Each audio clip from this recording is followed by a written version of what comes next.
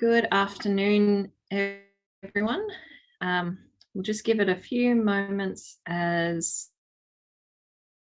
you all log on and get connected. So this session this afternoon is about scholarships as part of the ANU direct application. I'll reiterate this in a moment, but if you have any questions throughout the session, please put them into the Q&A. We'll just give it another couple of moments as people all get logged on and connected.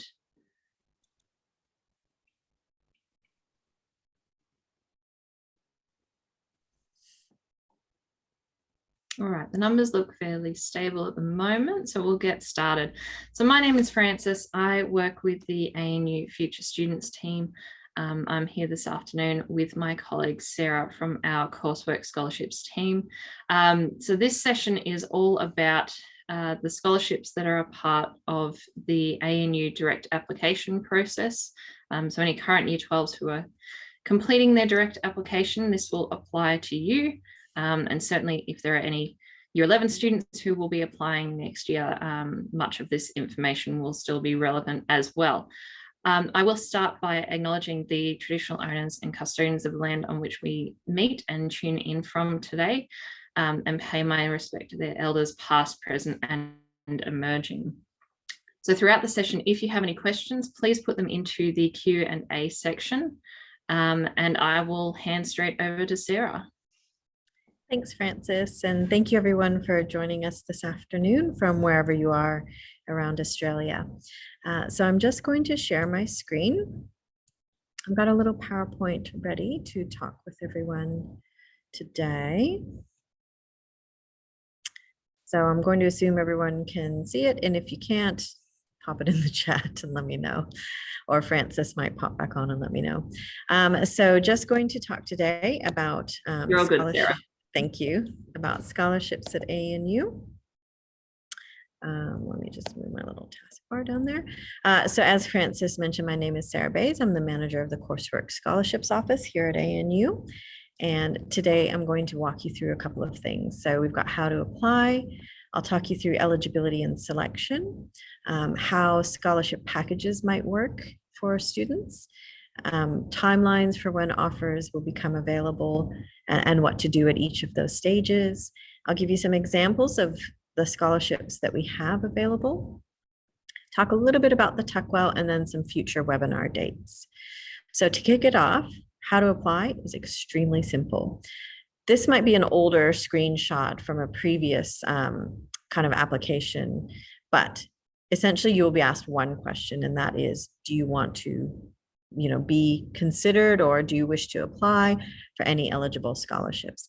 And what you need to do is you need to answer yes. You just press the next button and that's it. So when you apply for admission to ANU, you have to provide a lot of different information about yourself, about your family, about where you live, obviously what you've studied, co-curriculars you can see there on the page, and what program you want to nominate. You can nominate up to 5 preferences. So as you're filling out this application for your admissions, a lot of that information is actually relevant for scholarships. So when you're asked about, does your family receive any Centrelink payments, or where is your residential address, or, are you an Indigenous student?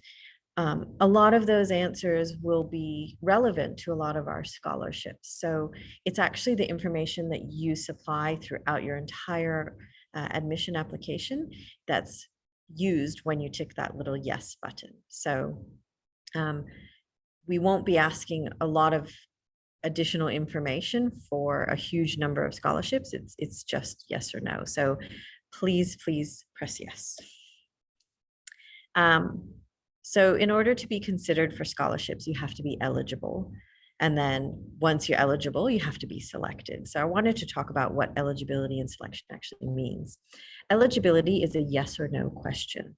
Either yes, you are, or you meet this criterion, or no, you don't. So an example of eligibility might be the College of Engineering and Computer Science, we call it CECS. They have a number of scholarships for women. So A, you have to be a woman or identify as a woman, and B, you have to have nominated engineering or computer science as one of your preferences. So if you meet those two questions with a yes, you are now eligible and you're in the pool to be considered for that scholarship.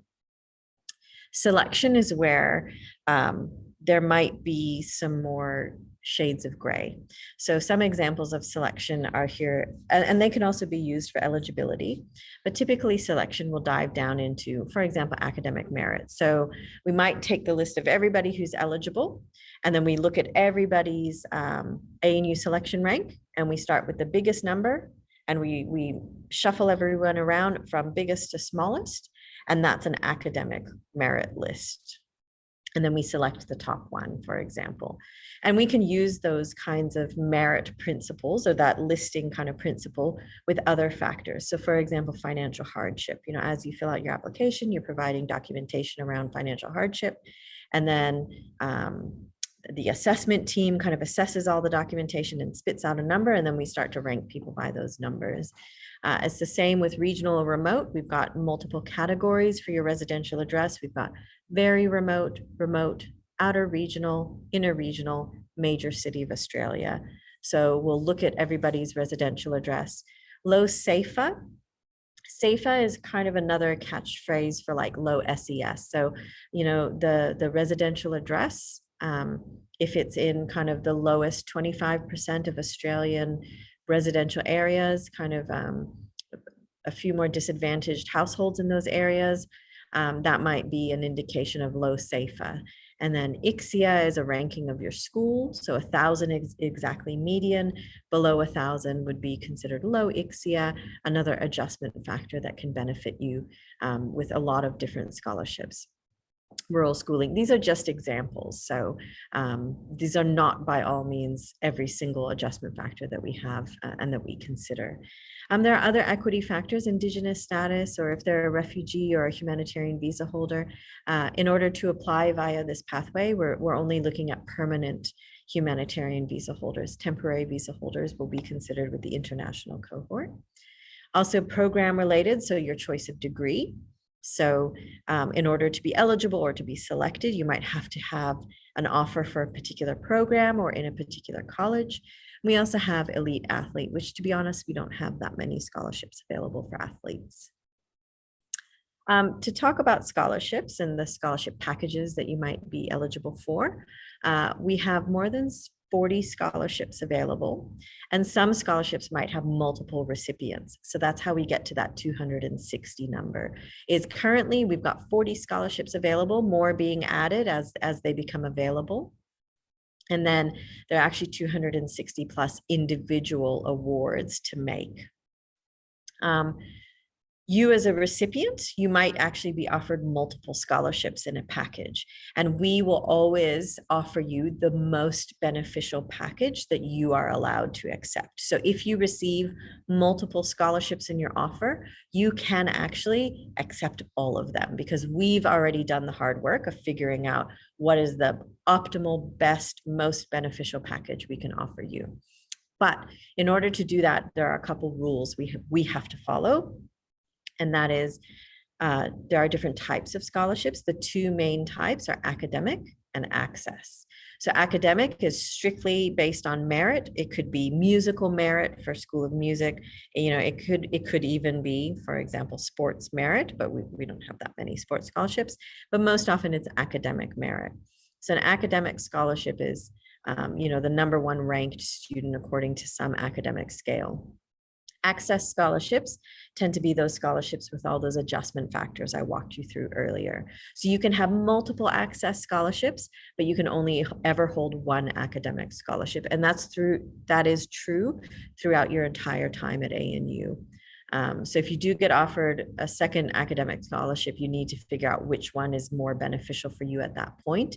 Sometimes, for example, people will receive an honors scholarship, which tend to be academic, and they have to decide which one to either continue to receive or a new one to replace the previous one. And the other big rule is that your total scholarship package can't be more than $30,000 a year. Just remember that's $30,000 tax-free. So that's cash in hand, usually paid on a semester basis. So when we're giving a scholarship package to somebody, we have those limitations in mind when we offer something to you. So if you see more than one scholarship in your offer, you can accept everything that's awarded to you if you want. The other thing I wanted to talk about was program or college related scholarships. So some scholarships are awarded or are only available to students in a particular program or in a particular college. What's really important is if you choose to apply for a flexible double degree or an FDD, you need to think really hard about what study plans you want to select, and you need to nominate 2 study plans. The reason we say this is when you nominate those study plans, you're telling us which programs or which colleges you intend to study at. And all of a sudden that might open up a huge new number of scholarships that we can now consider you for, because now we know you do want to study engineering or computer science. And now all those Keck scholarships that are available, we can actually consider you for. And if you end up not getting any scholarships or kind of deciding, I want to change my study plan, you can always do that later. However, if you've received and accepted a scholarship that is tied to, for example, engineering, and you change your study plan so that you're no longer studying engineering, you will lose that engineering scholarship because that scholarship is meant to go to an engineering student. So you do need to think about if you later change your mind, and that's true outside of flexible doubles. If you receive a scholarship that's related to a college or a program and you elect to move away from those choices of college or program, you will then as a result lose that scholarship. So I just wanted to be really clear about that. Encourage anybody who's considering an FDD to select your study plans. And finally, some scholarships, a small number, do have an additional application process. So you might be contacted by somebody at ANU saying you've been identified as eligible for this scholarship and we encourage you to apply. So that's not spam, that's a genuine invitation to apply. Kim Jackson is a really good example. It's $20,000 a year for 5 years, but that's for women studying, I want to say engineering and not computer science. I'll have to check the website, but you might receive an invite from College of Engineering and Computer Science inviting you to apply or encouraging you to apply for Kim Jackson, because there's a couple of extra steps to that application process. That one has an interview or it has a video application. Like they're still working out the application side of things, but there's a couple extra things that the committee needs to know before they award that one. And I did want to talk to you about offer timelines. So your early offers, already the portal is open for you to apply. You need to tick that box to be considered. And actually, I didn't write down when we close, but we close, I want to say around May. I can't recall exactly. But you do need to choose to be considered for scholarships. Application deadline will close. It's pretty strict. And then offers will be released with what we're calling the package offers. So the package offer will include your admissions offer. If you've elected for accommodation, it might also include accommodation. And if you've elected to be considered for scholarships and you have been selected, you'll receive that whole package offer of admission, scholarship, and accommodation on the 5th of September. And then that packaged offer, you need to action it, either accept it or, if you want to decline some parts of it, that needs to be done by the 5th of October. And then final offer rounds will happen in late December and probably also in early January. That's been our tradition, and those need to be accepted by the end of January. And we will be offering some additional scholarships. So if you missed out on a scholarship at that early stage, we do still consider and make offers at the late stage. For example, somebody decides they don't really want to come to ANU, so they decline their early offer. That scholarship might be re-awarded to somebody in their final offer round. We also have some scholarships where the award is based on your final ATAR. And of course, we don't know your ATAR until you actually, get it.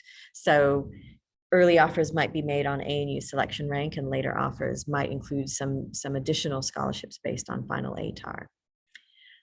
The other thing you need to be aware of is In order to receive that scholarship and to keep it and to keep your admissions offer and to get a final offer, you actually need to complete year 12. The other thing you need to do is get a final ATAR. If you do those things, you're definitely in the running for a final offer from ANU. And if you have a college or program-based scholarship, you need to make sure that when you have your preferences from 1 to 5, if you're really keen to keep that scholarship and to keep that offer, you need to make sure that that preference is still your number 1 in your list of 1 to 5. If the scholarship is like good but not great, and you decided you really want to study something else, maybe you move that down to preference number 2, and you move your first preference to number 1, but acknowledging if you do receive an admissions offer for number 1, you might lose the scholarship offer to preference number 2 if it's in an unrelated field or an unrelated college and you're no longer eligible for that scholarship. So you need to keep in mind and make some really educated choices around preferences and your final offers for that one. And I did want to talk a little bit about some scholarships we have available at ANU. So Australian National Scholarship, $8,000 a year for up to 5 years. There's a number of, or five different categories of eligibility. Selection is based on academic merit. So you might fall into a couple different categories there. We'll find out which is the most beneficial category for you, which means probably fewer people in that category. And then we order you by academic ANU selection rank, and we make selections. There are actually 10 available in each of those 5 categories, but some categories might not have 10 students, so we just shift that into another category. We also have the Cambry Indigenous Undergraduate Scholarship. We've got a beautiful picture there of Auntie Anne holding one of our 2020 recipients, Isaiah Davis. That is valued at up to $30,000 a year, up to 5 years, Indigenous students. That's an example where there's an additional selection process. So that will have an interview. It might have some extra application forms to complete, and then its selection is on a variety of different factors. We've also got Changing Futures. That's typically reserved for students who just missed out on a scholarship, but are still an incredible student. So that one is very much dependent on where other scholarships land. So it's not really something you can apply for. It's more when somebody just missed out on a different scholarship. And then the National University Scholarship. This is our flagship scholarship of $12,500 per year for up to 5 years. And it's for the most highest rank academic students because they got a final raw ATAR, no adjustment factors, of a 99.9 or above. So that one is obviously not offered until December, January, after final ATARs are released. Our other big scholarship that we deliver through this application portal is the Tuckwell Scholarship. It has 3 stages to its application process. You have to apply through that direct entry application portal. You have to press submit before the 6th of April. So you have to complete your admissions application and submit it before the 6th of April, because when you press submit for that application, it has a trigger that tells my team to then invite you to apply for the Tuckwell. And we send you an email with your customized application invite for you to complete, and you have to complete it and submit it before the close of Sunday, the 10th of April. So there's a couple of deadlines there for the Tuckwell. So if you recall at the start of the presentation, I showed you just to say, yes, I want to be considered for scholarships. That's followed by another question of like, do you want to apply for the Tuckwell? So if you press, yes, I want to apply for the Tuckwell, that's the trigger for all of this. You receive an email invite to then go and apply for Tuckwell Stage 1. Stage 2, so this is when people are invited to continue in the Tuckwell application process. That happens in May. It's a pretty short stage. Students who are invited to Stage 2 will answer some long answer questions. Principal references will be sought. Head of year is sought for Stage 1, for some Stage 1 applicants, excuse me. Stage 3, we are intending to hold an on-campus weekend, as we have done in past years, not the last 2 years because of COVID. But it's a pretty big 3-day weekend, Friday through Sunday, and about 75 people are invited to attend that one. Of the final 75 who get invited to stage 3, everybody will receive a scholarship. 25 Tuckwells, the remaining 50 will receive what's called the All-Rounder Scholarship.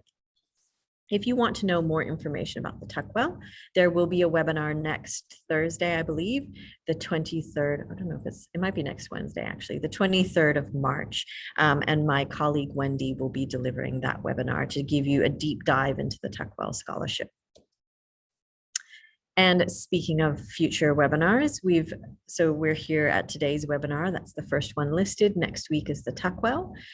We've got other colleges and accommodation coming up throughout the next few weeks, always on a Wednesday between 4 and 5 o'clock, ending on a Q&A on the 18th of May.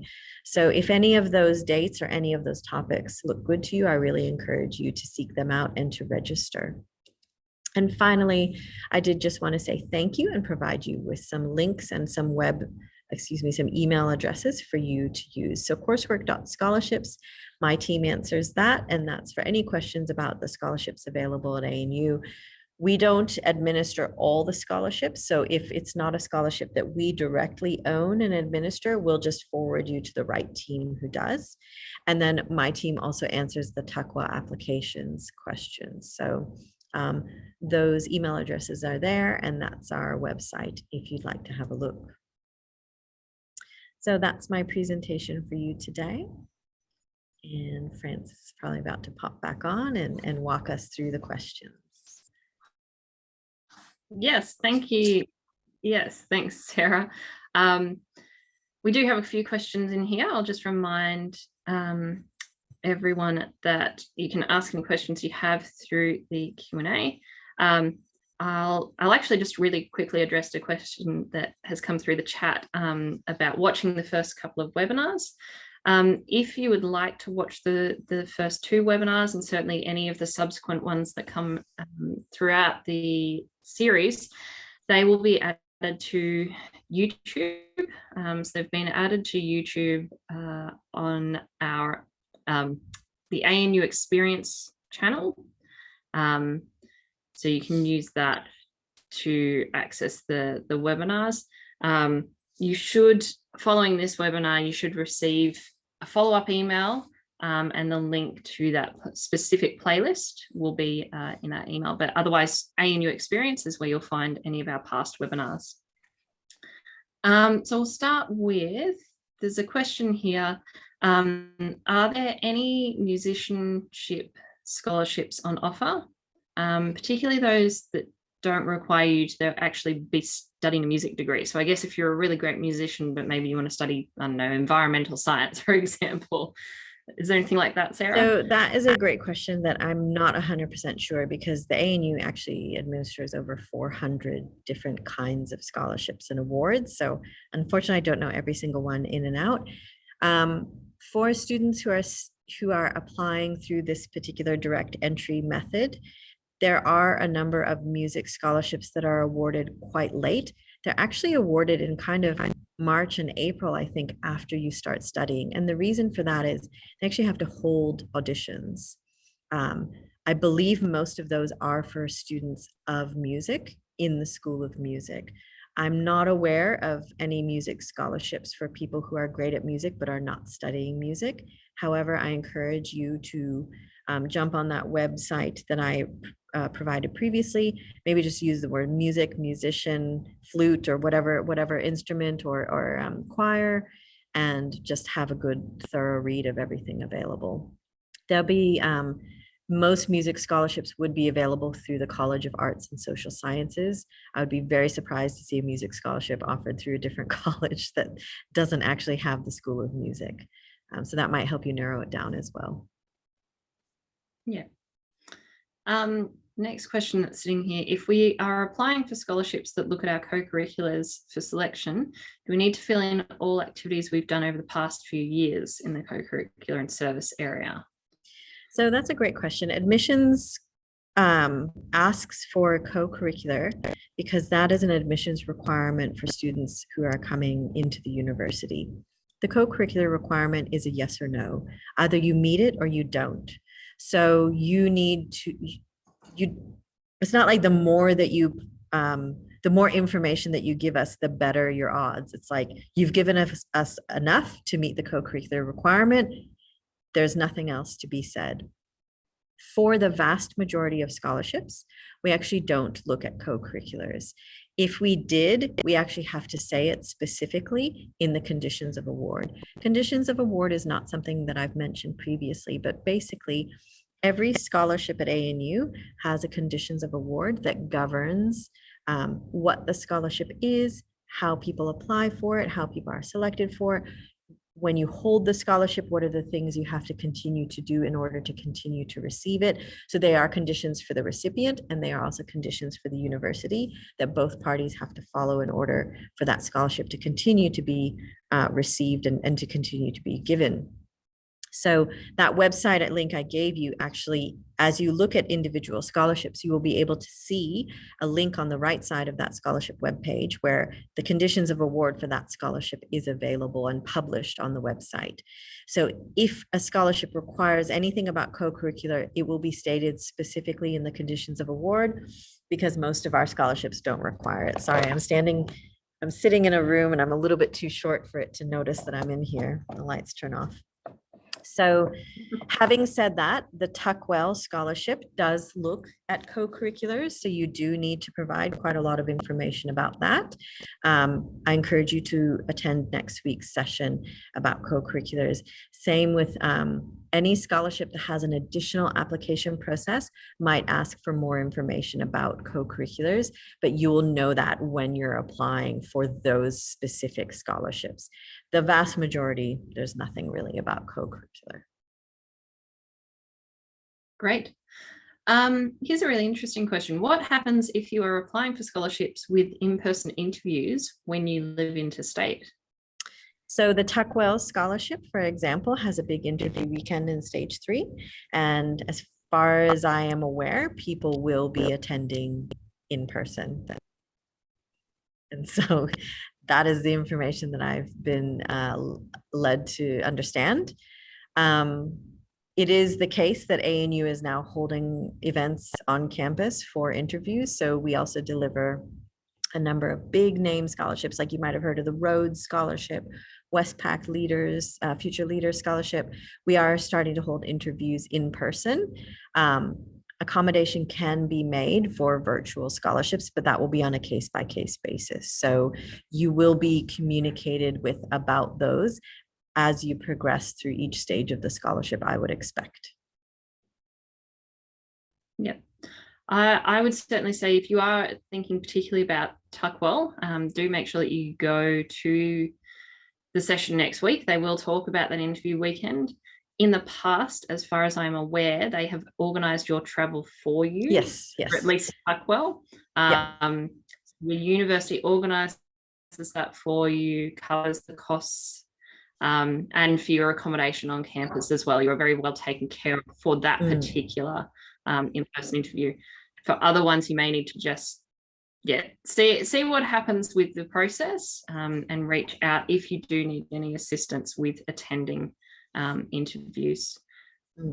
So there's another one here about co-curriculars. How broad do your co-curricular activities need to be for Tuckwell, and how far into the past can you include co-curricular? I think the question about the past, I think as you read the questions, it will tell you like what time frame they're asking about. Like they will say something like in year 10, blah, blah, blah, blah, blah, in year 11, blah, blah, blah. So I think the time frame will be specified for you in the question. And I also think the broadness, the questions are actually quite specific in the Tuckwell application stage 1. So it will ask you about things like sporting or speech or drama or, like it is pretty prescribed. So I would think that as you work your way through the application, you'll be able to kind of see for yourself. It's not really, it's a very guided application, I can say. The other thing about the Tuckwell is that you can return to your application if you don't want to submit it and you want to think about it and rephrase some things, or you need to get some documents. So that's a good thing, is that you can kind of submit your admissions application, get that invite to do the Tuckwell, go through it, get an idea of what questions are in there, and then return to it later and answer it in more detail if you want. Great. There's a question here. Are there any scholarships that subsidize on-campus accommodation? There are a couple of scholarships that do that. Definitely the Cambry Scholarship. One of the benefits for those students who receive that scholarship is a subsidy of their on-campus accommodation. There are a couple other accommodation subsidies for Indigenous students. There's a scholarship for students who live in Bruce Hall specifically. It's called the Bill Packard Scholarship. But basically, when you receive a scholarship, we actually are paying you cash. So the money is deposited into your bank account. If you choose to use that money to pay for your on-campus accommodation, you generally will receive, for example, if you receive a scholarship of $10,000 per year, you'll typically receive $5,000 for first semester, $5,000 for second semester. So you don't receive the whole 10 grand at the start. And then you can choose to use that as your budget for accommodation. So in some ways, that flexibility is really great, because you can decide if you want to use that money for different purposes, such as on-campus accommodation. Great. What I will follow on with that, because there's another question here that's actually more accommodation related, about can you change your accommodation request? We are actually also having an accommodation webinar. So on the 30th of March, so not next Wednesday, that's the Tuckwell session, but the following Wednesday is our accommodation webinar. So we'll be able to provide you with more information about financial assistance with staying in accommodation. There's a few other things that occur, things like bursaries and various other ways that the university can assist, and we'll certainly talk about accommodation preferences as well as part of that session. So if you do have any questions about accommodation, I definitely recommend that you come along to that session in a couple of weeks' time.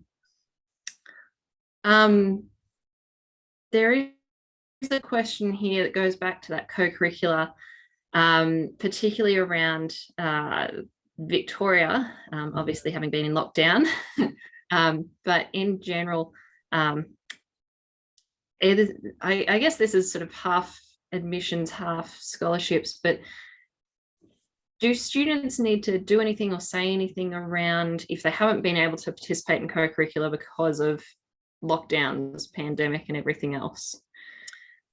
That's a very much an admissions related question. And I do know that in acknowledgement of the difficulties that certain states and territories have had with various lockdowns and restrictions, and even like personal, situations, the co-curricular requirement used to be 3 out of 7, and now they've reduced it to 2 out of 7. So you just need to meet 2 different categories of co-curricular. And that was made quite in response, particularly to the situation in Victoria. So I think there has been some easing of that requirement, but it is still a requirement. So I encourage you to read the website really closely about the co-curricular stuff.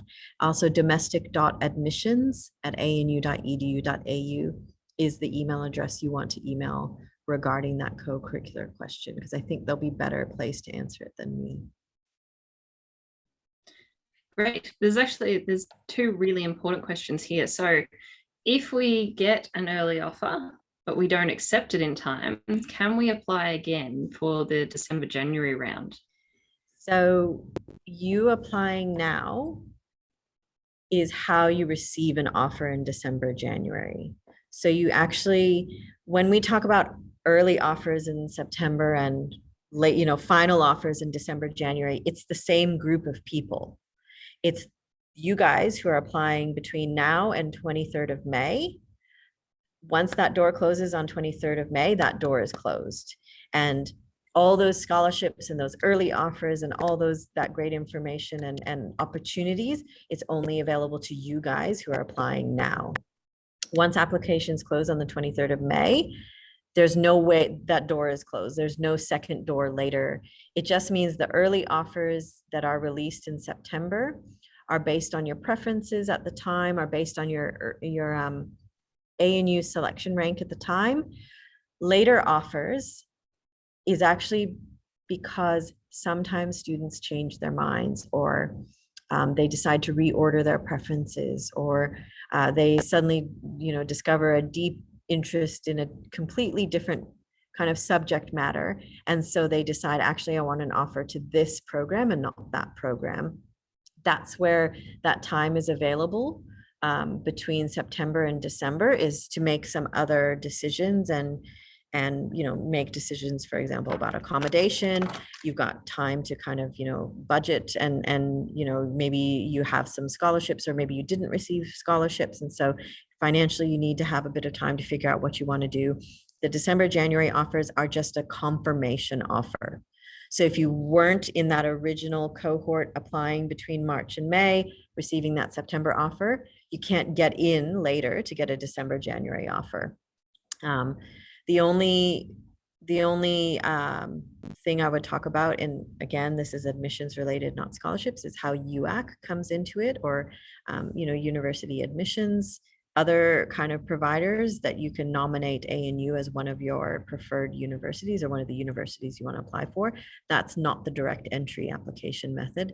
That's a separate method, third-party method.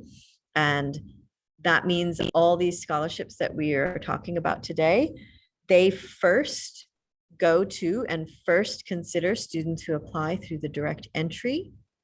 And only if there are no eligible students and nobody we could possibly give it to, then we might look at people who are coming in through UAC. So that's the big advantage of applying through this direct entry. You don't have to pay an application fee. You get your offer early. You get considered for up to 260 scholarships. You have a better idea of what your future would look like if you decide to come to ANU. You know what accommodation you're applying for. Like, just the whole package comes when you apply through this early entry, and you can't get in later. Got to get in early. It's in the name. That direct entry early offers. So, sorry, that was my spiel. No, that's fine. The only thing I'll say on top of that is definitely for all aspects of these offers, if you receive an offer in September, our advice is to accept it. You've got a month between the 5th of September and the 5th of October. It is always best to accept it, accept all the different parts of it, your degree, your accommodation, scholarship, even if you're thinking about changing your mind, because it's much better to have it there waiting for you. See what happens when you change your mind, but at least you've got that as your backup. If you reject any part of it, if you reject a scholarship or reject accommodation, or you don't accept those parts, they fall away and then it becomes much tougher. We believe you when you say, no, I don't want this, and we won't offer it to you again. So I agree 100%, Francis. Accept what you've been offered, and then see what's available afterwards. Yeah. Another really important question. If you said no to the Tuckwell Scholarship on your application and you wanted to change your mind after you've submitted it, is there any way to say yes? Email tuckwell.applications and they'll be able to give you the answer. I'm pretty sure we can say yes, but you have to email tuckwell.applications. Yeah. There's one more question sitting here at the moment. Do you have to pay a deposit when you accept your offer? That probably doesn't apply much to scholarships, and it certainly doesn't apply to a degree. And it doesn't apply to accommodation. Yeah, exactly. Accommodation, they did away with their deposits quite a while ago, a couple of years ago. So this is genuinely a free application process, and there's no obligation until you actually come to ANU and you sign up and you come here.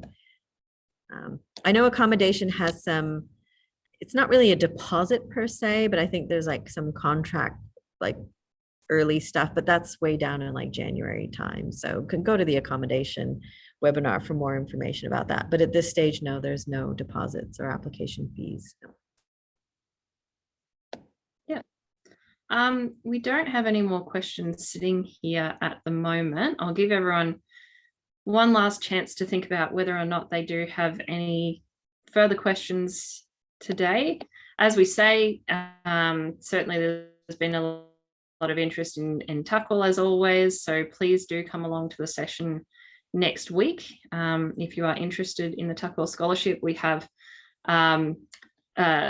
one of our colleagues, Wendy from Sarah's team, who will be there to talk about the TUCL scholarship, as well as the director of the program and a current TUCL scholar who can talk about his experiences of actually receiving the scholarship and going through the process. So it will be a very worthwhile session to tune into.